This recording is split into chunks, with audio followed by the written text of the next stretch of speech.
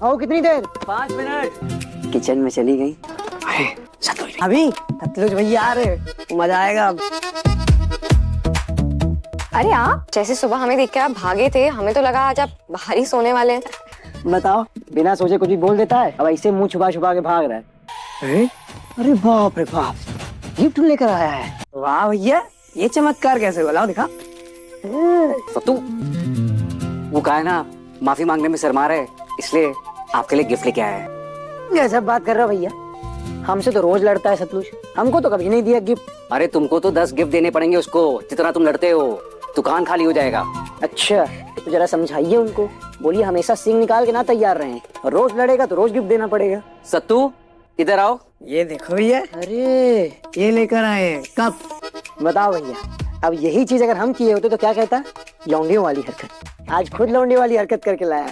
कब लाया? लिखा आई एम सॉरी इंग्लिश में। अच्छा तो है, मजाक काहे बना रहे हो?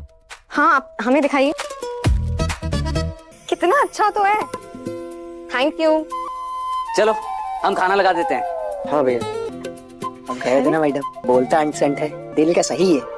पापा, उस ड्राइवर के घर में सिर्फ आदमी है, औरत है ही नहीं। उसके 3 भाई हैं और एक शराबी बाप है जो दिन रात पीता रहता है। सब साथ में ही रहते हैं उस घर में। उसका जो बाप है वो अपनी बीवी के खून के इल्जाम में एक बार जेल भी जा चुका है। मैं उसे उस घर में एक दिन भी नहीं रहने दूंगी, एक दिन भी नहीं। क्या कृष्णा की जिंदगी का सबसे मुश्किल दौर अब शुरू हो चुका है?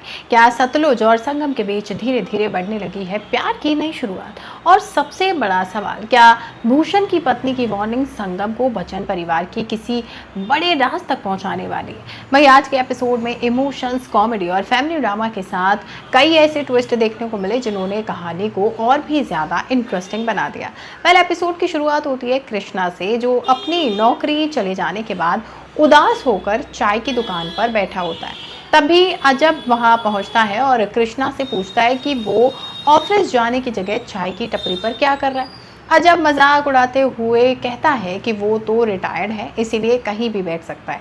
लेकिन कृष्णा तो नौकरी करने वाला आदमी है, फिर वो यहाँ क्यों बैठा है? अब कृष्णा उसकी बातों से परेशान हो जाता है और कहता है कि वो बहुत ज़्यादा सोच रहा है। इतना कहकर कृष्णा वहाँ से चला जाता है, लेकिन उसके चेहरे की उदासी साफ बता रही होती है कि उसके अंदर कितना बड़ा तूफान चल रहा है। दूसरी तरफ सतलुज भी किसी गहरी सोच में डूबा होता है। छोटू उसे याद दिलाता है कि शाम तक एक गाड़ी डिलीवर करनी है, लेकिन सतलुज का ध्यान तो कहीं और ही होता है। जब पूजा उसे उसकी परेशानी का रीज़न पूछती है तो सतलुज पहली बार बड़े प्यार से उससे बात करता है। पूजा भी उसका बदला हुआ अंदाज देखकर हैरान रह जाती है। सतलुज बताता है कि सुबह उसने संगम को बिना वजह डांट दिया था, क्योंकि नींद में उसे लगा था कि किसी और ने उस पर पानी गिरा दिया है। पूजा उसकी बात सुनकर हंस पड़ती है और उसे सलाह देती है कि अगर गलती हो गई है तो एक प्यारा सा गिफ्ट देकर माफ़ी मांग लो। इधर माही किचन में काम कर रहा होता है और संगम उसकी मदद करने की कोशिश करती है, लेकिन माही समझ जाता है कि संगम ने कभी किचन का काम किया ही नहीं, इसीलिए वो खुद ही सारा काम संभाल लेता है। इसी दौरान संगम उससे पूछती है कि क्या उसे कभी अपनी माँ की याद नहीं आती। माही इमोशनल होते हुए बताता है कि उसने अपनी माँ को कभी देखा ही नहीं और उसके लिए गंगा ही माँ भी है और पिता भी। ये बात सुनकर संगम भी इमोशनल हो जाती है। दूसरी तरफ रघुवेंद्र को निर्गुण की बातें याद आती, जिसमें उसने बच्चन परिवार के बारे में बहुत बड़ी सच्चाई बताई थी कि घर में कोई औरत नहीं है और उनके पिता पर अपनी ही पत्नी के कत्ल का इल्ज़ाम भी लगा था।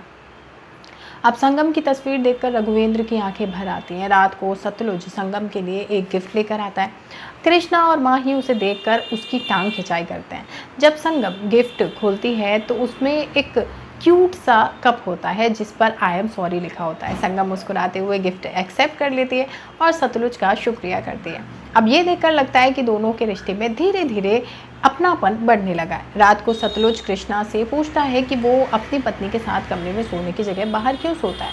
तब कृष्णा झूठ बोल देता है कि जब तक गंगा की शादी नहीं हो जाती तब तक वो अपनी शादीशुदा ज़िंदगी शुरू नहीं करेगा। लेकिन सतलुज और माही उसकी बात पर बिल्कुल भरोसा नहीं करते और उसका मजाक उड़ाने लगते हैं। वही अगली सुबह संगम कपड़े सुखाने के लिए तार पर डाल रही होती है, तभी भूषण की पत्नी चुपके से उसे आवाज़ लगाती है और कहती है कि बच्चन परिवार से बचकर रहना, क्योंकि ये लोग बहुत खतरनाक है। वो संगम को वहाँ से भाग जाने की सलाह देती है, लेकिन अजब उन दोनों की बात सुन लेता है और भूषण की पत्नी को बुरी तरह डांट देता है। इसके बाद संगम कपड़े बांधने की कोशिश करती है, लेकिन तार ढीली हो जाती है। सतलुज चुपचाप आता है, उसकी मदद करता है और बिना कुछ कहे वहां से चला जाता है। वहीं संगम कृष्णा को रोककर पूछती है कि क्या उसने गंगा से नौकरी वाली बात की। तब कृष्णा झूठ बोल देता है कि उसके पास सर्टिफिकेट नहीं है, इसलिए बात नहीं हो पाई। अब संगम एक नया आइडिया देती है और कहती है कि कुछ दिन के लिए संगम को बिना सैलरी के काम करने दिया जाए, अगर उसका काम अच्छा लगता है तो बाद में उसे परमानेंट रख लेना। अब कृष्णा को ये बात पसंद आ जाती है और वो तुरंत गंगा के पास पहुंचता है, लेकिन गंगा उसकी बात सुनकर हैरान रह जाता है और पूछता है कि इतनी क्वालिफाइड संगम के लिए वो नौकरी कहाँ से लाएगा। फिर वो कृष्णा से पूछता है कि क्या उसने संगम से उसके बारे में झूठ बोला है। तब कृष्णा हंसते हुए कहता है कि उसने सिर्फ इतना बताया कि गंगा एक आर्किटेक्ट है।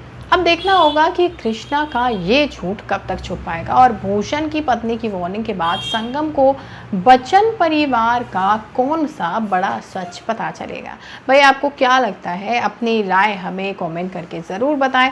वीडियो पसंद आई हो तो लाइक करें, शेयर करें और चैनल को सब्सक्राइब करना बिल्कुल ना भूलें।